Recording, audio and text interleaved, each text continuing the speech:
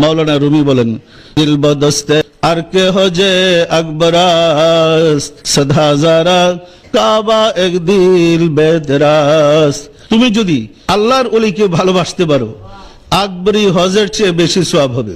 আকবরী হজ বলে বিদায়ের হজ শুক্রবার দিন হয়েছিল, বিদায় যে হজ শুক্রবার হয় ওহাকে আকবরী হজ বা বড় হজ বলে। ये काबा बेदाए आब गलास आ काबा बेदाए अजरूज खुदास्त। এই কাবাগরকে হযরত ইব্রাহিম খলিলুল্লাহ ইট পাথর পানি দ্বারা তৈরি করেছেন। আর মুমিন লোকের দিল কাবাকে আল্লাহ নিজে তার নূরের দ্বারা তৈরি করেছেন। ये काबा गुजरगाह खलीलास्त आ काबा गुजरगाह रब्बे जलीलास्त। বাইতুল্লাহ শরীফের কাবাগরকে হযরত ইব্রাহিম খলিলুল্লাহ তৈরি করে তার ভিতরে ইব্রাহিম আলাইহিস সালাম বসবাস করতেন। আর মুমিন লোকের দিল কাবাকে আল্লাহ নিজে তৈরি করে তার ভিতরে আল্লাহ নিজে থাকেন। হাদিস শরীফ আছে, কুলুবুল মুমিনিনা আরশুল্লাহ, মুমিনের দিল আল্লাহর আরশ, মুমিনের দিলে আল্লাহ থাকেন।